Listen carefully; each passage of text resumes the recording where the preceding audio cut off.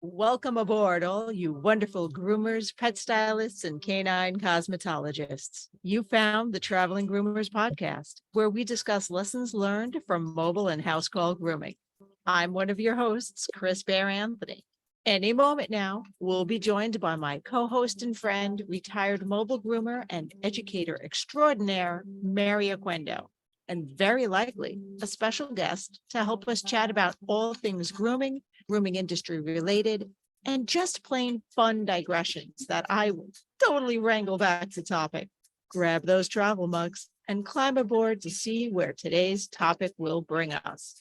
Let's roll. Oh, Chris. Cheers, Mary. How are you doing? Pretty good. Cheers, Chris. Okay, I fully intended to bring back the what are we drinking? Because we used to do that all the time in the beginning of the podcast. But you're drinking what is possibly my favorite commercial of all times. Hint water? I don't think I've ever seen a Hint commercial. Yeah, oh no, I've heard it on the radio where it's talking about, is it lemurs? And it's like, that's not water. Hint water. How can water taste just like fruit? I don't know, Lenny. How can our hands look just like our feet? Wait, what? Feet, hands, feet, hands. You're blowing my mind here. It's the funniest commercial ever. It must be because you can recite it word for word. Half of it. Yes, yes. It is. It's up there with Hump Day. Yeah. But anyway, speaking of Hump Day, Mary, welcome to episode number 223, recorded on August 2nd, and will be airing after our vacation and Super Zoo adventures on August 23rd. Correct. Dun, dun, dun. I'm telling you, Mary, I got to forward that to you on YouTube. It's really, it's funny. Okay. So you're drinking Hint water. I am drinking. Love Hint water. It's good. I am drinking whiskey with a hint of salted caramel flavor. Cause I'm a girl. I drink flavored whiskey. I'm not going to apologize. It tastes good. Meh. Meh. Okay. So tonight's topic, I wanted to talk about toxicity in the workplace, toxicity in our home life, toxicity with people who are supposed to be our friends. Yeah. Okay.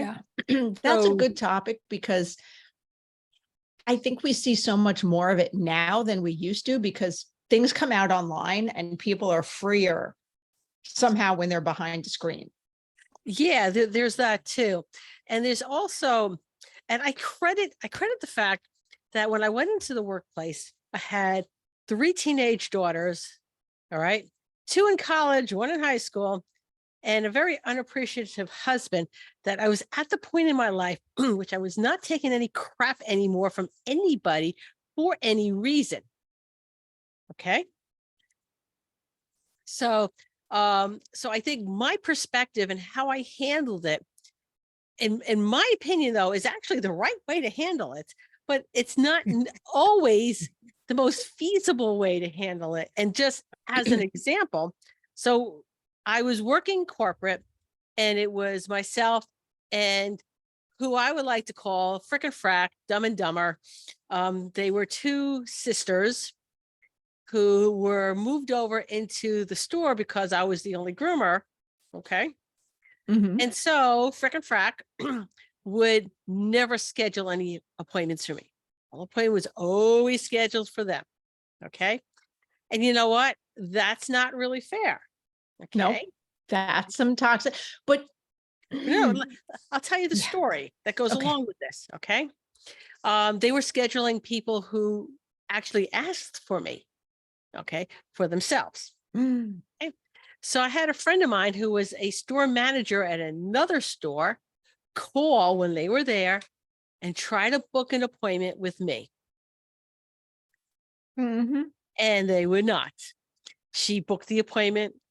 They booked the appointment with them. Now, this was a grooming manager from another store. All right. So then I just went into the manager's office, and then I explained what the problem was. And I says I had a store grooming manager from another store call to verify that this was a problem. All right.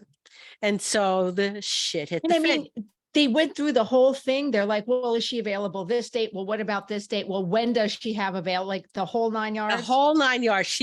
I was the only one that ever worked Sundays, and she was trying to actually first get an appointment with me. And then they're like, well, I can only do Sundays. Well, there's nobody here on Sundays. You have to pick another day. Yeah.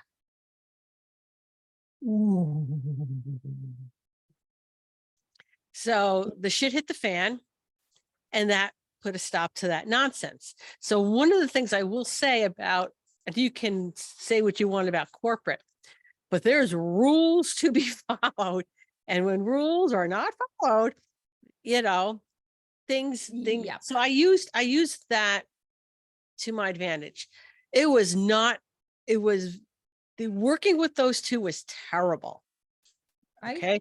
They wouldn't do their share of cleaning. They wouldn't prep for the next day for the next groomer, and it was just like this unspoken rule. We will just get everything set up for who's ever grooming the next day. So when that happened, they booted the two of them out of the store and actually put them back in the store that was closer to their house, which I couldn't understand. Oh no. Oh no. Don't throw me in the briar patch, whatever you do. No, sorry, for a rabbit moment. Yeah. That's a horrible, horrible punishment. Yeah, but whatever, they got him out of the store. And other people coming in and out, we had, again, back to that whole much nicer work Wait. environment. Why wouldn't they split them up though? That They- sounds like a pair that you'd want to split up. They were sisters. I know. Even more so, No, unless they said our only way we can get to work is to carpool. Because even more so, doesn't corporate have regulations about family working together? Is I that don't like know. a thing you have to disclose? And it's You're talking, this is 20, yeah, that's very true. 20 plus years ago. Okay. So once they were out of the store, it became a much better place to work. Mm. All the groomers, we worked together. We let each other know when we were taking days off, when we needed days off. And so we were far more productive. And in fact, for that small period of time in which I became, again, the only groomer, the grooming shop was actually more productive without those two than just me by myself. Well, yeah, because they're sabotaging everybody else. All right. So the point I'm making there, and understand the skill level between the three of us, there was no difference. We were equal as far as skill was concerned. Okay. So what the point that I'm trying to make is that when you have a toxic environment in which you are working in, it brings down the morale of people. People don't want to be there. They don't want to work there. And even if it is the best groomer in existence, that they can groom circles around, I don't know, Terry DiMarino and Mackenzie Murphy and all of them. Okay. It doesn't. Does that person exist? Maybe. Maybe. Who knows? Maybe, but hypothetically speaking, no matter how great a groomer they are, if they are bringing down the morale of everybody in there, okay, it's making it a miserable work experience, for everybody else. They are not going to be as productive. They're going to quit. They're going to go someplace else. You're going to have to retrain people, and you're going to have the same problem. Yeah, you are. And I don't think anybody here is listening can say, "Oh, I've never worked in a toxic environment." I would be really, if you're grooming more than 2 weeks. No. Back the train up. If you've been in the workforce for more than 2 weeks. Yeah. Any workforce, retail, office, if you've held a job for more than 6 months, you've met that person. Yeah. Whether or not you have to directly work with them or they impact your life, you've met them. Yeah. Yeah. Okay. So, all right. So for me, again, I was at should I say it, Chris? Should I say it? Oh, yes. The I don't give a fuck stage anymore. Dun, dun, dun. You know what? There is a reason that Mary is fine with now saying that on tape, because she has some blackmail material on me. Oh, And yeah. we'll go into that, maybe not in the next segment, but we'll go into that later after our first commercial break. Yeah. Okay, you know I love my Evolution swivel shears, and you even know that these customizable shears come in non-swivel as well. But did you know that they're the only ones I've been trusting my sharpening with for around 15 years, and that's how we met? What? You haven't tried their sharpening yet? If so, send in your next batch of sharpening and you'll get 1 shear sharpened for free with a $75 order just for telling them where you heard about them. Your shears and blades will thank you. In my little notebook, Mary says, fuck right before commercial. Okay. All right. So the point I want to make is that everybody has that option. Yeah. Okay. Yeah. So, I mean, what do? You're stuck. You need a job. All right. Now, I also had another option too. If it was really that bad, I could have gone to a different store. Yeah. And that's when I'm talking about corporate, and when and I have a class on, different grooming environments.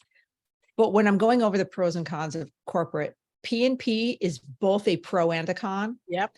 Because while it is restrictive and there's some things that seem crazy to you, there is a lot that you can do if you really actually read it and pay attention. There is a lot you can do to control your environment and to control your workplace.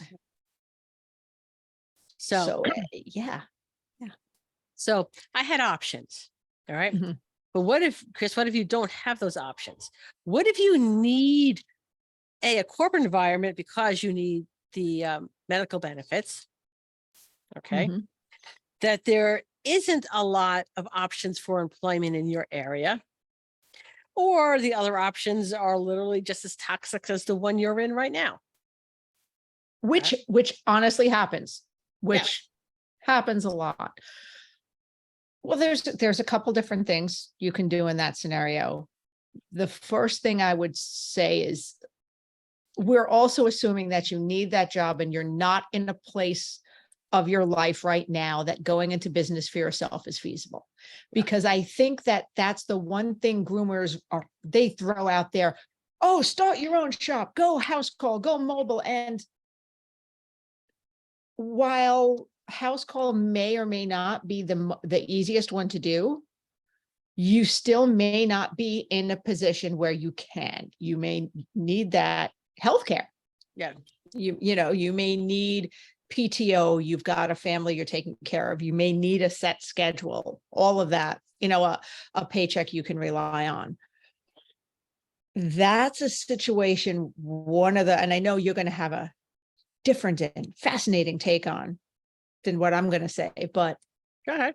I'm going to say work to rule, where you get out that P&P and you go through it and you read your job description carefully and you document everything.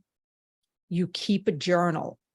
Okay, but that's only if you're working for a corporate. What if you're working for a shop that doesn't have even an employee manual? So they still have state regulations that they need to follow. Okay, so that are you an illegal 1099? Like there's a lot of other questions, but go ahead. But regardless of what the situation is, you're stuck there and because you need a job. So whatever the reason is, right? But yes, there's always a plan B. All right. So what we would tell you is start planning your exit strategy. Yeah. So go on interviews, start looking around. Okay. Plan your exit strategy. Where is it your exit strategy going to be? Well, you know what? I think I would like to start a business. Okay. All right. That's fine. You need to make a plan to do that. You just can't. It's not necessarily a good idea just to get up and quit. Okay. You may have to make plans. All right. So what type of business am I going to do? There's a lot of free options. If money is the issue and you cannot in a position to hire a coach to help you, score.org. Yes. All right. The small business, SBA.gov. They are loaded up with education, free education. This is what your tax dollars pays for. All right. Sometimes our tax dollars are well spent. And in the case of the SB.gov, it is well spent money. The website is good. There is a ton of information about starting a business, running a business, things you have to do. I would spend some time on that. All right. Start planning your next steps, and your next steps are going to start with spending some significant time either with a SCORE advisor or the SBA Gov or both. Okay. And once you start your plan, then you can move forward with it. But that's going to be your first step. I can't tell you what your second step is. You got to do the first step. Yeah. And they will help you do things like write a business plan, determine whether there are grants you're eligible for, potentially help you get those, decide if a loan is right for you, if getting a loan, how to get a low interest loan. Can you get, I mean, your second step is dependent on what happens on the first one. Yeah. So you're going to make a lot of decisions in that first step. If you go, I really, really would like to start my own business, but I don't have the means. I don't know how. That's a great way to start. That is 100% how you start. Another option is to have a sit down with who's ever the business owner or the manager and see if that helps the situation. It may not. There's a lot, and it depends on the situation. And I've talked to so many different groomers about this, where they've said, here's my situation.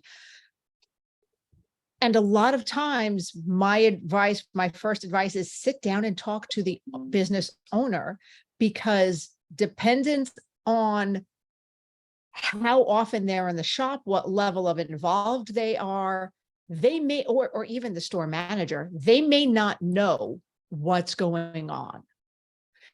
If the salon manager is being a certain way and you talk to the store manager after you've talked to the salon manager and you're not working it out, talk to people up the chain. Now, can that bite you in the ass? While it's the right thing to do in a lot of situations, I'm not going to be all happy-go-lucky and sunshiny and Pollyanna is the word I'm looking for. I'm not going to be all Pollyanna and saying the person you're talking to, you may not realize is best friends to the person you have an issue with. So have a plan B, even if those other shops in the area are probably just as toxic as you, or you've heard a lot of things about them. Maybe go in an interview and see for yourself. Yeah. Sometimes word of mouth is not very reliable. Oh no, absolutely. When I was at a corporate shop, I heard a lot of stuff about a local shop. And I then got to know the owner, and I, did some part-time work there, and I realized they had one problem employee that they had gotten rid of. And that's where all that was coming from. The actual owner and other people working there were dolls, like loving to the animals, charming, gentle, everything you'd want in a groomer. but they had one bad apple. And that was what was getting back to us. Okay. All right. So that's workplace toxicity. Do you want to take number 2? Absolutely. Look at Mary, right on schedule. Even though I didn't give you any notes or outlines, I know I was going to say something at the end about not just- having an outline. I was like, was so excited. Go ahead. yeah, you're just excited I didn't give it to you. Doesn't mean it doesn't exist. Oh, okay. Everything else in the world seems to have changed. Positive Ed has too, but for the better. Online learning is here to stay, and Positive Educational Training has brought the trade show to you with Summit memberships. For one monthly price of $97, you get 6 to 10 hours of content streamed live to your sofa, or let's be honest, rooming table. Forgot to attend live? No problem. You have 6 weeks to watch at your convenience. That's 3 weeks more than non-members, and for up to $50 less than non-members paid. With a monthly support call and summits tailored to the pet industry and designed to include all learning styles, what are you waiting for? Check out positiveed.com today and get the support you need to take action in your business. Okay. So let's talk about Silly Mary. Not only did you gloat prematurely that there was no outline, what do I have written down for this segment that you just automatically went to? that's because we talked about it beforehand. Toxicity. No, I had this written down at like over an hour ago. All right. So we're going to go to toxic family members. All right. I don't know why that amuses me so much. Okay. Whatever, Chris. So, all right. So we can't help family we're born into. him. I'm fine. Okay. I'm not going to smoke. I'm fine. No, you can't help. And you know what? I've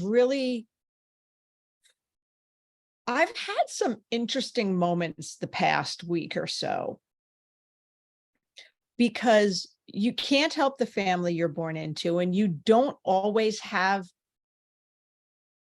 the option or the comfort level to completely cut off family members. Now, sometimes people will, because it's their mother, it's their brother, it's their sister, or it's whatever. Well, I can't cut them out of my life because insert family I mean, no. relationship. Truthfully, you can. One of my sisters, I didn't speak to for like 3 years because she was mean to see you next Tuesday. And I put my foot down. And I said, okay, well, they'll give you a backup. Like, she basically called me drunk and was yelling at me over something that wasn't even correct. Like, she just was mistaken about it. And I just went, you know what? When you can speak to me like an adult and not yell at me, because as I am a grown ass woman, we can talk. You know my number. Click. Yeah. I have a brother. I have not been in contact for probably 15 years at this point.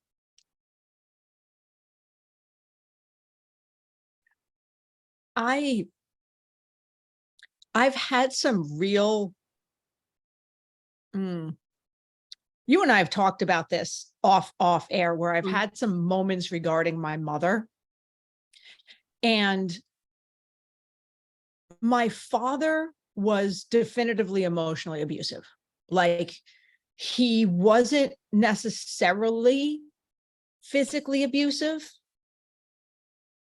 And I say necessarily because there was such an age difference. My mother can pinpoint the last time he ever hit me. And that was when I was in high school. We were doing work on a house. And she says, I only remember doing one bag. She says, I put 2 50-pound bags of roofing stuff over each shoulder and jogged up 3 flights of stairs. Because, I was in high school. And my father just stood back and stared at me. and didn't touch me after that.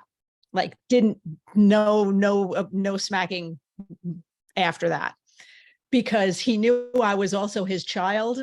And he kind of in his head went, she gonna hit me back one day. she is my child. So stopped.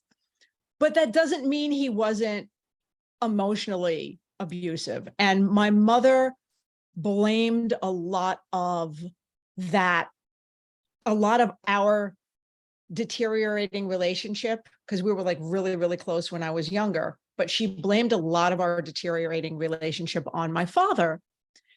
And now that he's been gone for over 10 years, and she's slowly coming back to herself because it's taken a while, I am just now going, maybe she wasn't bullshitting me. Like, who is this woman? How she's acting now and how she's treating me now, like, is part of it that she does know she needs me as well? Or is part of it she's really coming back to herself after that? So that's why I am probably not as quick as I should be to cut family out of my life. But I'm Okay. also 100% behind anyone who says they do, and you totally can. Yeah. So in my case, I've got 3 brothers. One, there's no contact only because there's lack of interest on either part. Okay. Yeah. Drift apart. Yeah. Nothing in common. One brother I keep in contact with, but the other one, it's got to be at least 15 years. All right. And we were at odds for a while, and then we patched up. And I remember telling him, as long as he didn't pull the same crap he did last time, we would be good. And it took him about 6 months, but he started pulling the same crap he did. All right. So it was good for 6 months. And I'm like, I don't need this. I not need this in my life. All right. Yeah. Because it's aggravating.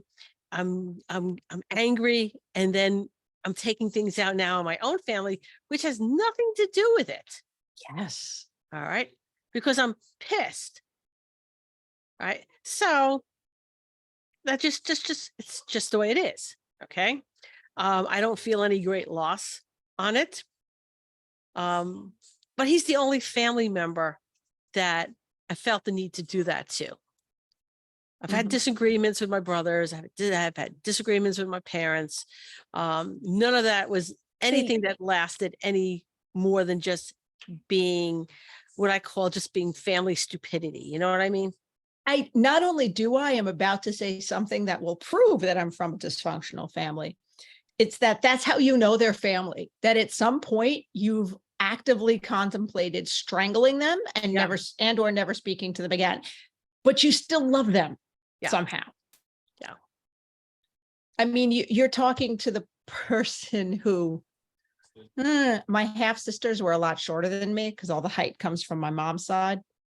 You're talking to the one who literally put her big sister over her shoulder and spanked her on the ass on Christmas Eve and told her to goddamn behave, it's Christmas.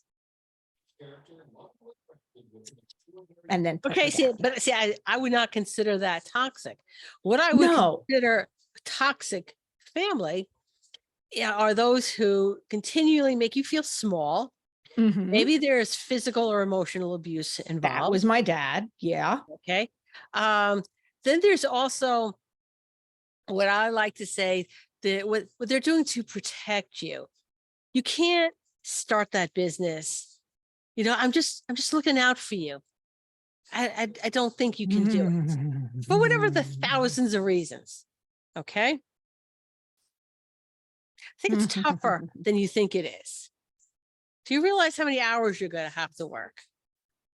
Okay. Yeah, I do. That's why I'm doing it. That's all of the little reasons, the little things that just poke at you all the time, and why you're not good enough to do something. Okay. I got called stupid a lot. I got called stupid a lot. If I didn't get first honors, what was wrong with me? I was stupid from my dad. And to my mom's credit, we had a special thing we did after report card. She would take me to IHOP if I got like first or second honors. And after my dad started pulling that, she took me to IHOP after every report card, just because she didn't want that to sink in. So as hard as it did, I mean, to a certain extent it did. And I think that's what contributes a lot to imposter syndrome. But I digress because that is a little bit off topic. And what and then what about, maybe it's not your family that's toxic, maybe it's your significant other's family that's toxic. Yeah. Okay. that could So be. fortunately in our case, I'll always say it, I'm a Scorpio, my husband is a Leo. Oh, we could have some really knock them down, drag them out fights. Okay. Just on day-to-day living. Never mind, throw in the in-laws. Okay. Yeah. So the general rule of thumb is that I don't interfere with any decision he makes on his family. He doesn't interfere in any decision I make on my family. We also don't subject each other's to the other family if they're mean to them. That is a good solid rule to have. And I wish more people would have that rule. But you don't have the rule. How do you put that rule into effect? Hey, you know what? I love you. I hate your family. I don't want to be around your family. They're mean to me. I'm not going to see your family anymore. And the proper response to that is, okay. You know what? Yes. And we're going to take another commercial break.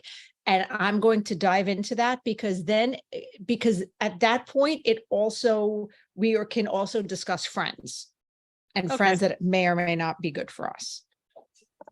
I love being a house call groomer, but I hate doing laundry or worrying about asking my clients for fresh towels. Raypet has solved those problems for me with the Wet Pet disposable towel, taking up much less space than traditional cotton towels and easy to wring out and reuse. These super soft, comfy, absorbent towels eliminate any cross-contamination concerns between pets. And now their new smaller washcloth size can even help those sensitive eye areas. Great for cleaning out wrinkles gently and thoroughly.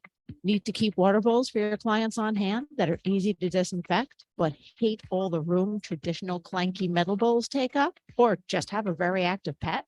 Their collapsible silicone bowl comes with an aluminum D-ring hook that can be attached to your pet's leash or anywhere else in your van for easy storage. You can get one by itself or in their handy travel kit, along with a set of 3 tick removers and 1 small wet pet towel. So stop by their website to check it out, raypet.net, and tell them the Traveling Groomer sent you.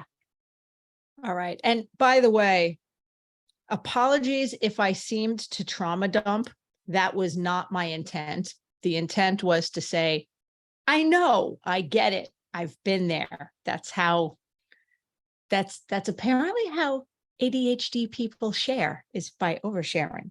But what you brought up about your spouse should respect that.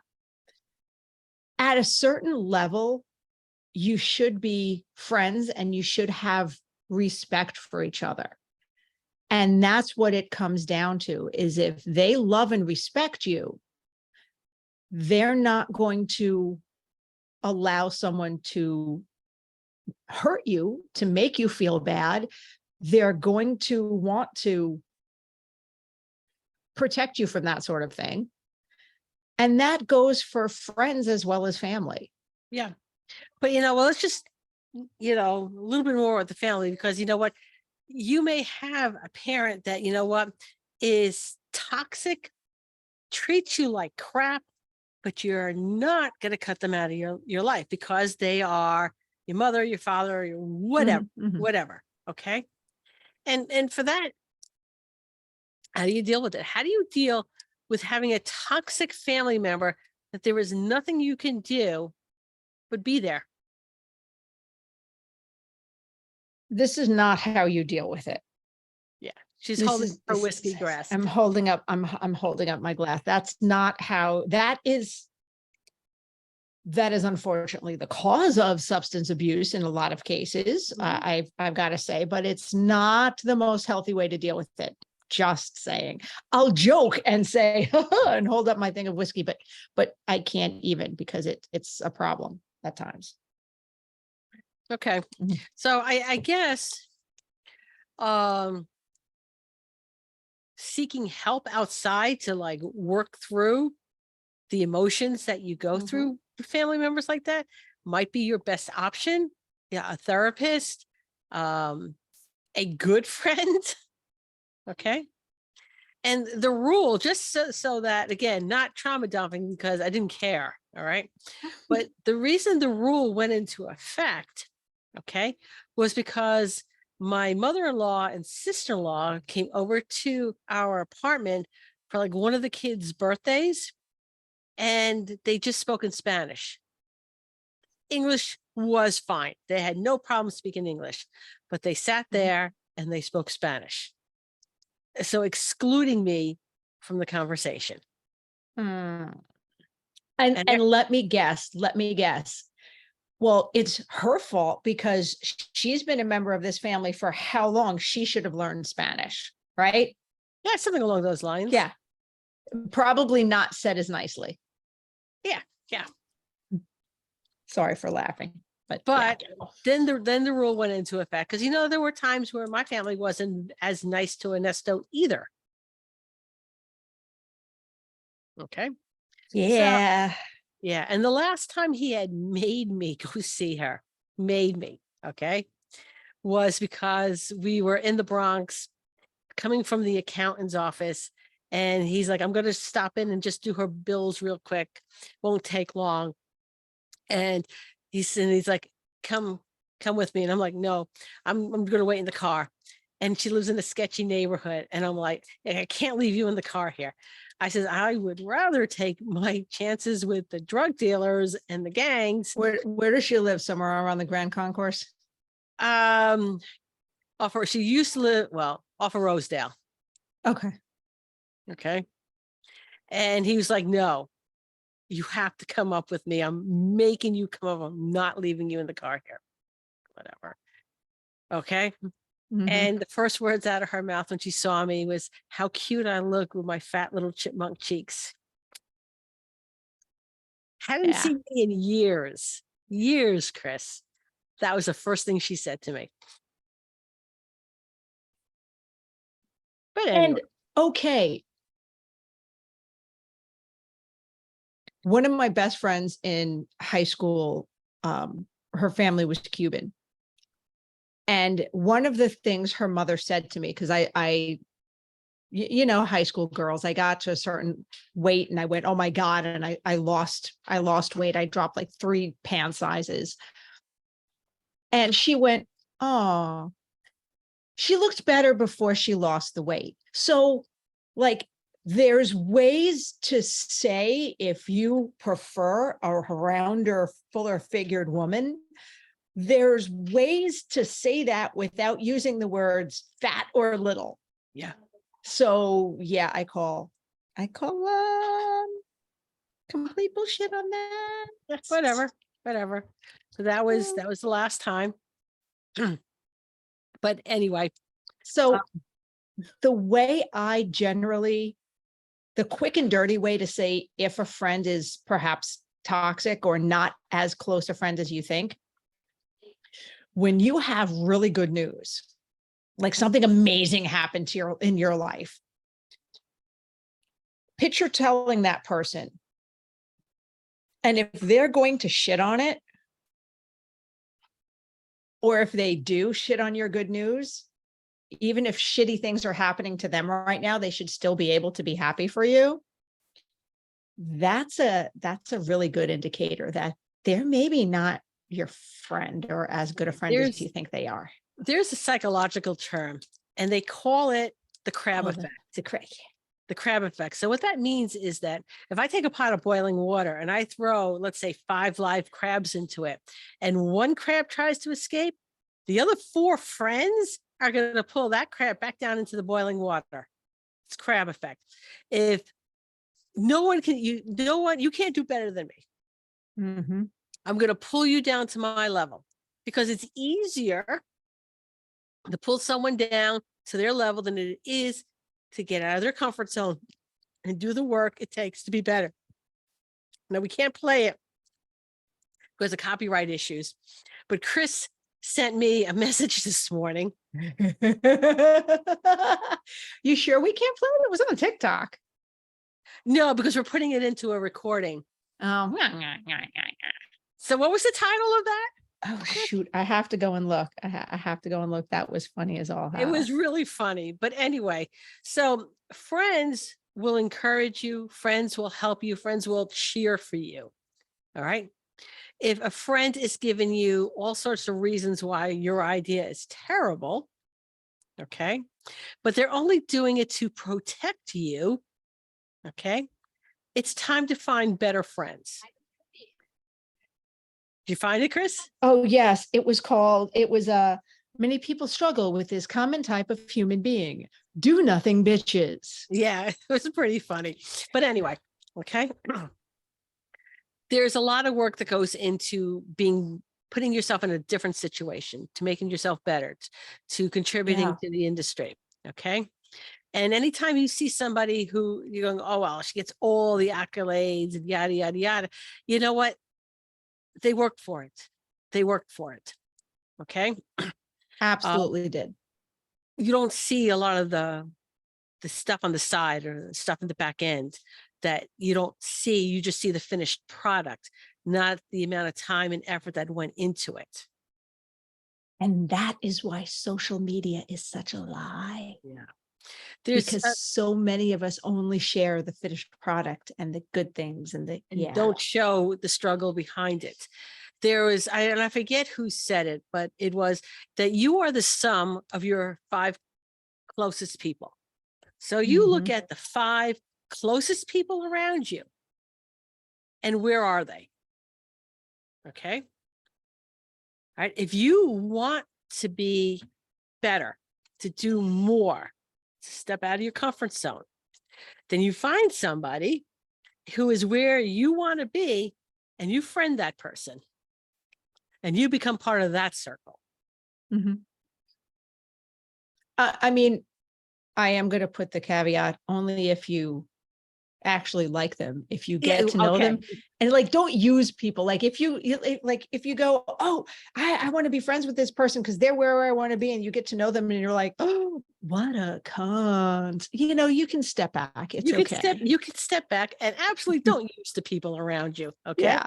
But the right people are encouraging and will help you get to where you want to go. It's kind of like when we were kids and our parents nagged us about who we hung out with. Yeah, we're telling you the same thing. Oh my God, we are officially that old, but it's because they were right. God damn it. And that's what I mean by the truth will set you free, but first it will really piss you off. When you hit that age where you're repeating your parents' advice, but you 100% realize that they were right, and it annoys the hell out of you. Oh, yeah, the first time I parroted back something my father used to say all the time. Okay. How shitty did you feel? Oh, because it came out your mouth and you went, it went out my mouth. And I said, is my dad a ventriloquist? What the fuck just happened? What just happened? Did I really say that? And then the second thing after that was, but he was right. But he was right. Oh, it's a real moment. It's a real moment the first time that happens, guys. All right, we're going to take another commercial break and recover from that. And if that hasn't happened to you yet, fair warning, that shit gonna happen. It is going to happen.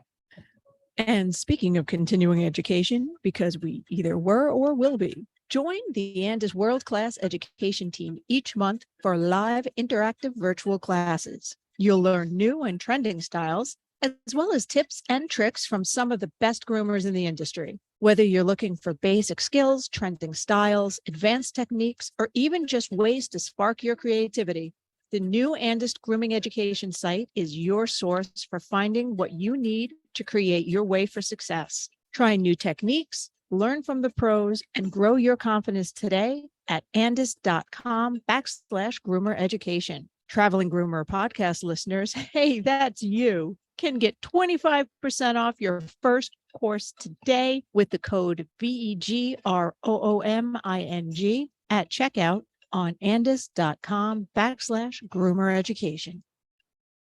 Okay, so I'm going to tell a story, and then Chris, you're going to wrangle it into the next topic you want to talk about. Okay. 'Cause Okay. I know it's on your list. Oh, what's on my list?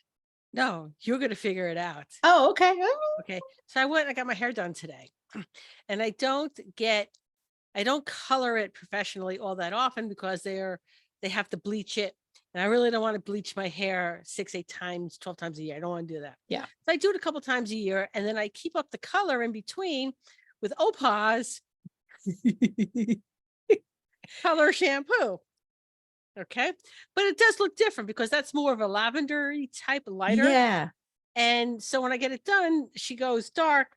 And so I ask for purple with some pink highlights. And I don't get too much more specific than that.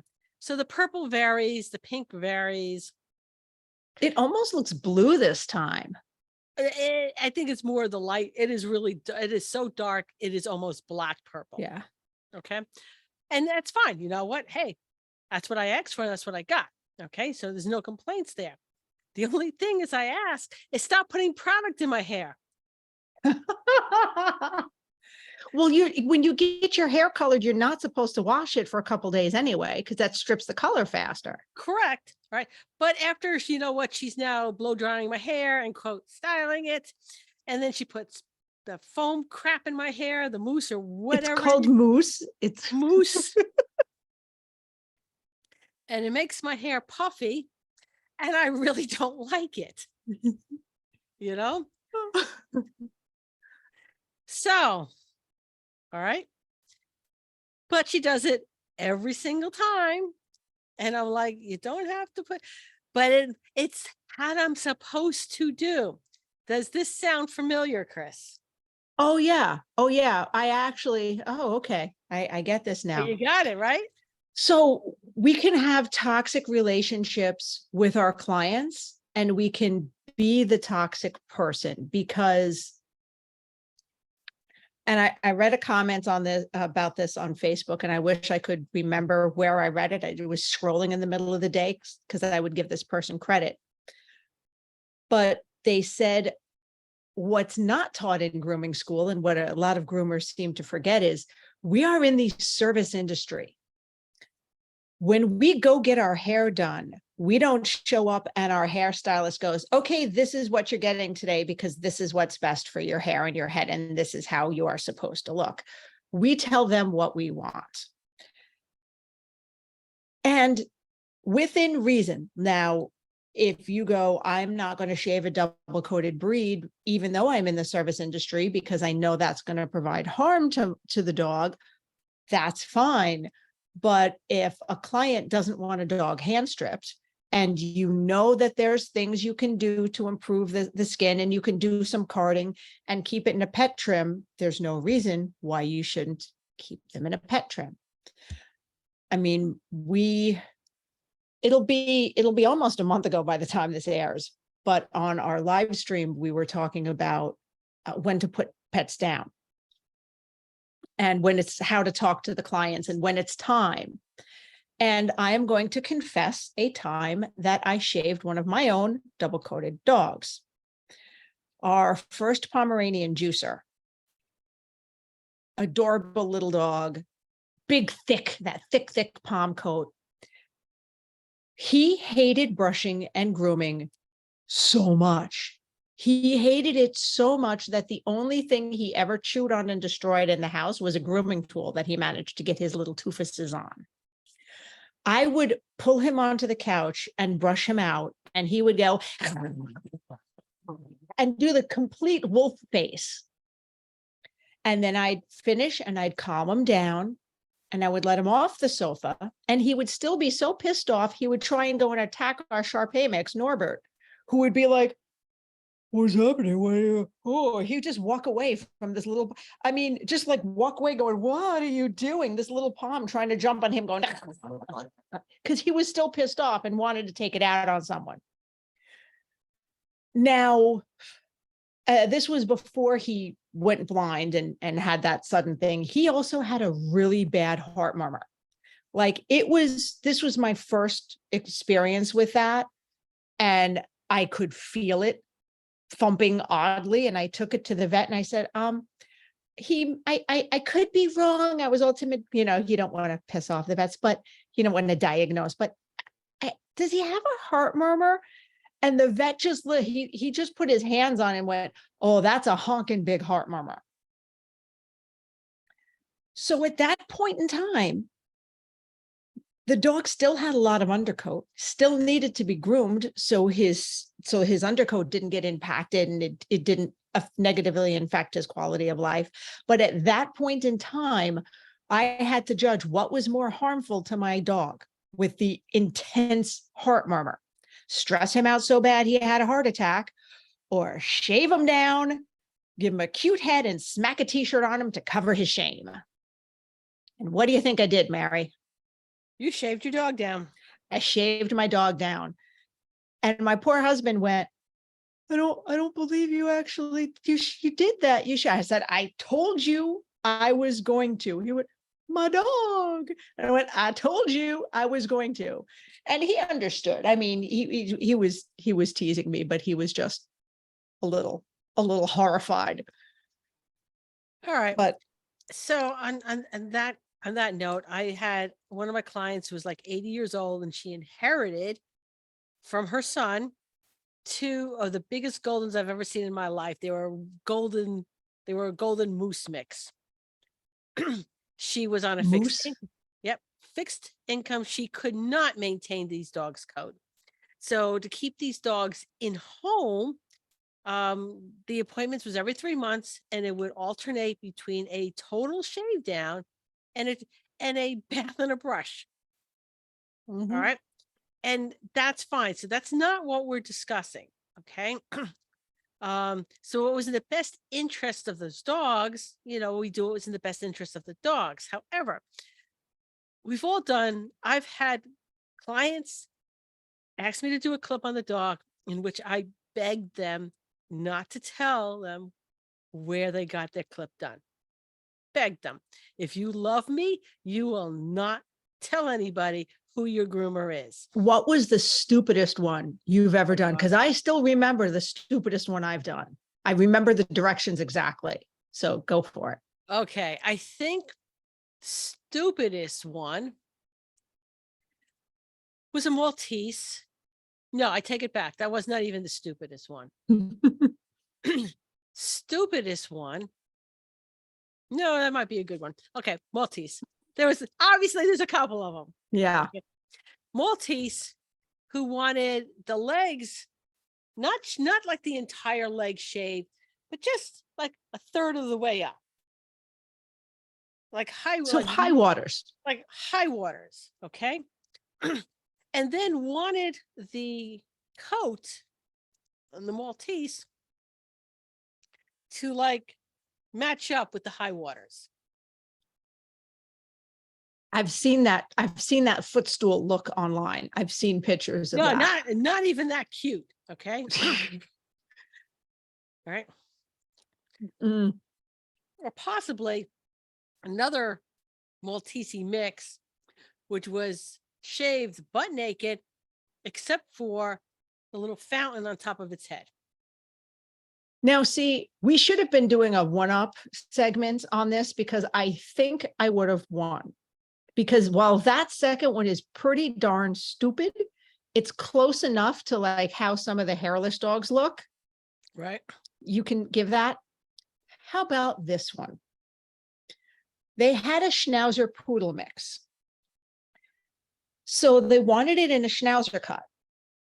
except they wanted it very clear that there was poodle in this dog. So they wanted the schnauzer brows and the shaved ears, but right above the schnauzer brows with clear differentiation, like shaved, they wanted a poof. Like a poodly poof, not a whole top knot, because most of the head was schnauzery, just a poof. So you had schnauzer brows, shaved poof, and schnauzer the rest of the body. And I thought it was the stupidest thing I'd ever seen in my life.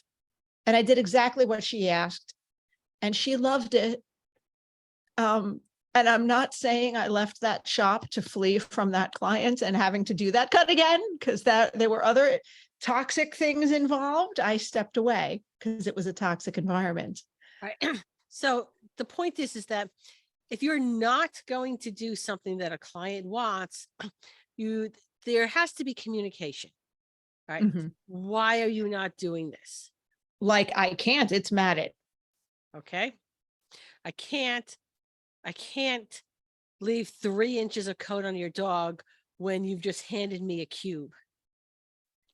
Right. And sometimes I swear people don't. I blame the fact that women who have been lied to about how long an inch is for all of our adult lives. But people are like, oh, I don't know, leave about an inch of hair on. I'm like, ma'am, he doesn't have an inch of hair on him now. I do. So you don't want any haircut then? Oh, no. I want about half off. Okay, I can do that. I can do about half of what he has now. But Every 6 weeks was one client. I would like you to leave 2 inches. All right. And I would take her fingers at the 2-inch mark and I would move her fingers over to the dog. And then it would be, oh, do whatever you did last time. Exactly. Every 6 weeks. Every 6 weeks, it was the same exact conversation. Guys, if you don't have a ruler, either at your front desk, if you're in a shop, or somewhere with you, some kind of tape measurer, you need to get one, because people don't, and all jokes aside, just don't know. They just don't know how much hair their dog actually has. So yeah, that takes some time. But yeah, I think we are just about ready for our very last commercial of the day. And I have a story I promised to tell. Okay. And it kind of relates to self-care, but let's do our last commercial first. As a house call groomer, the idea of van and generator maintenance had kept me out of one for years. But Hanvey Engineering and Design has been making mobile grooming vans for 20 years now and has thought of that. No generator to maintain, repair, and replace. No propane to fill or worry about running out in the middle of winter. Hanvey vans have the lowest operating costs out there. I know I'm sold, but check out their latest innovations for yourself at hanvey.com. And before your story, I'm just going to backtrack on why I don't like product in my hair. Because you are the least girly human being. Like yeah, ever. there's that, but there's an actual legitimate reason. Okay, I believe So you. for some reason, my hair doesn't hold on to product very well.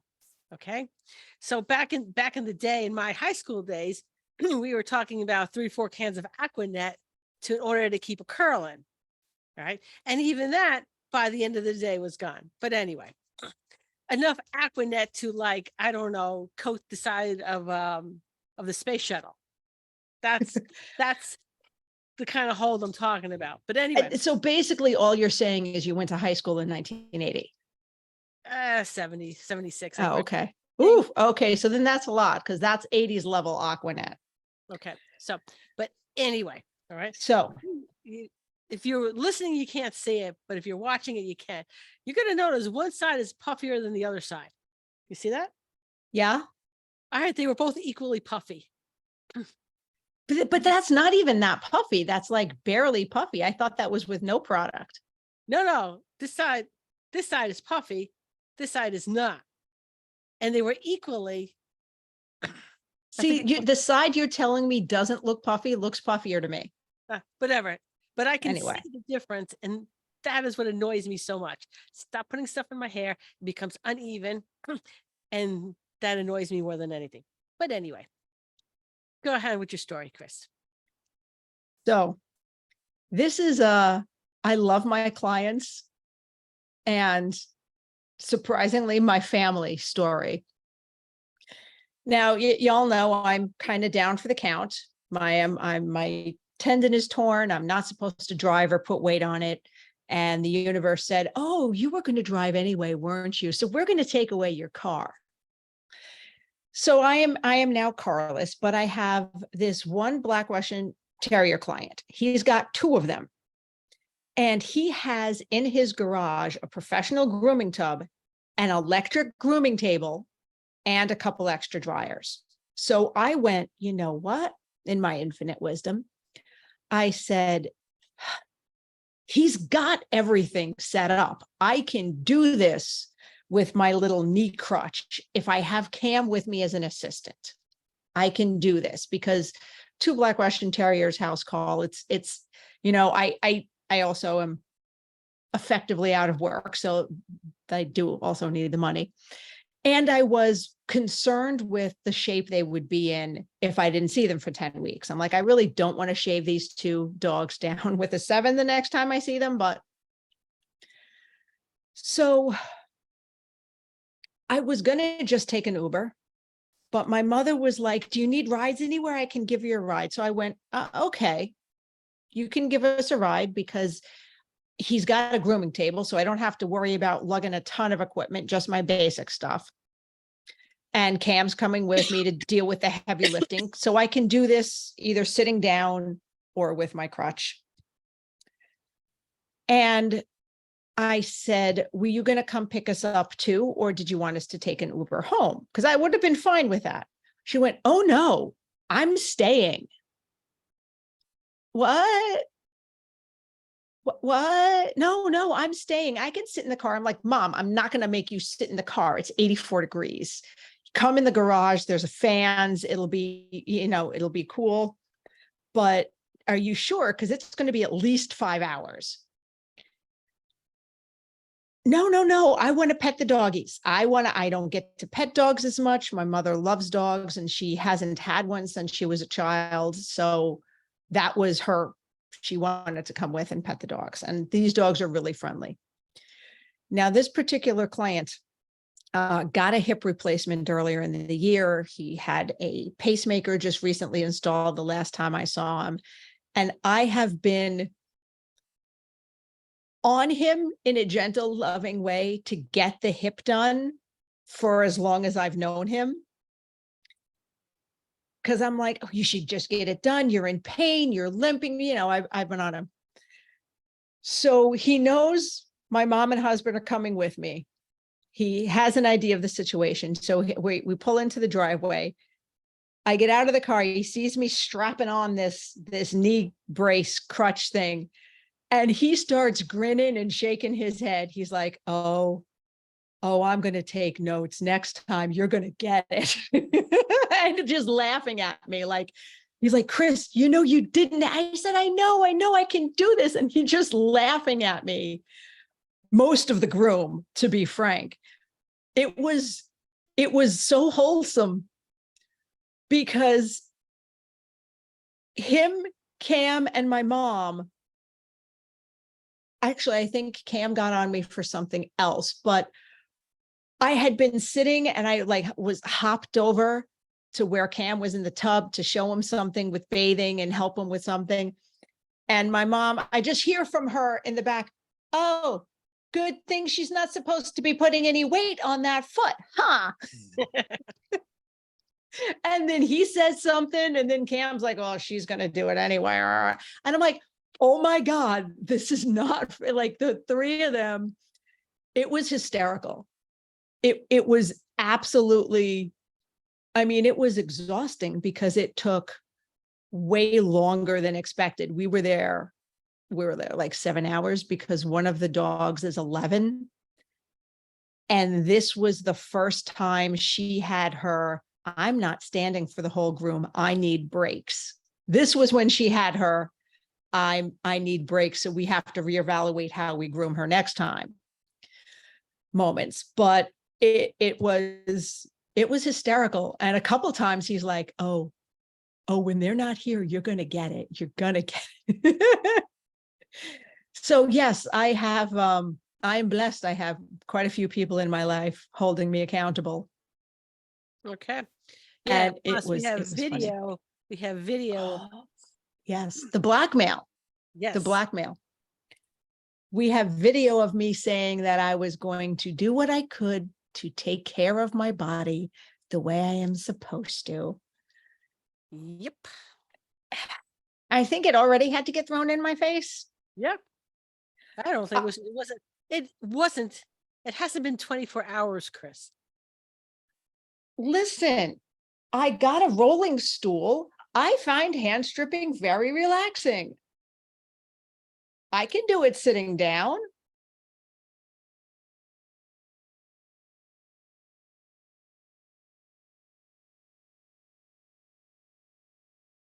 That silence you hear is me giving Chris the mom look. What can She's giving me the mom look and I'm just making faces. Got to remember not to edit the silence. Anyway, so for self-care this week, you got your hair done, right, Mary? Yep. I got a rolly stool. Okay. I got a rolly. It's one of those saddle stools. It's really comfortable. And I haven't tried to adjust it higher. I bet it goes nice and high too. It's quite comfy. Okay. So yes, what I did for self-care is do that, set that up. And in addition to my knee crutch, I did break down and buy a knee scooter off Amazon.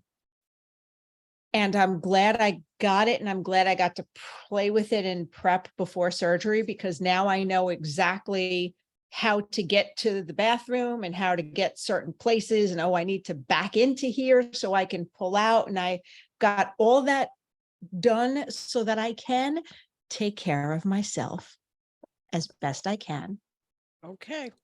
after the surgery. I'm trying. I'm making such an effort. I am going to have Angie. Once we get off of here, I'm going to have Angie do something very, very specific with that clip. Oh no. Yeah. You're so mean. Everybody pick on me. But I'm sure it'll be hysterical. It'll be fun. So I'm okay with that. I'm right. okay with that. All right. So on that note, we are overtime as usual, despite my best efforts. And I hope you enjoyed our live from Super Zoo. If you didn't catch it, because this is going to air after that, if you didn't catch it, it will be on our YouTube channel. It'll also go up on Spreaker. It'll go up to all the places it normally goes up to. It'll just gonna go up as a recording later. Yeah, it'll be completely, yeah, it won't be, it'll be recorded on Tuesday, it'll be, yeah, we're doing the live episode Tuesday the 15th. Yep. Yes. And while the episodes normally go up on Wednesdays to the various platforms, that probably will not happen till Saturday. Yeah, because we're going to be at Super Zoo. We're going to be at Super Zoo. We're going to be busy. I will be resting. I will, and Mary will tell you in an upcoming episode how well I did with that or not. That's the next podcast, because we're not recording again until now, after we come back from Super Zoo. Yes, until the 21st. Yes. All right. Good night, everybody. Good night, everybody. Safe travels. Where did I put it? I forgot to do that. Safe travels. Well, that was fun, but now it's time to head home. We hope you enjoyed listening as much as we enjoyed chatting with you. If there are any topics you'd like us to discuss or guests you want to see join us on this crazy road trip of ours, let us know on the Traveling Groomers Facebook page. Don't forget to thank our sponsors. And see you next week, guys. Safe travels.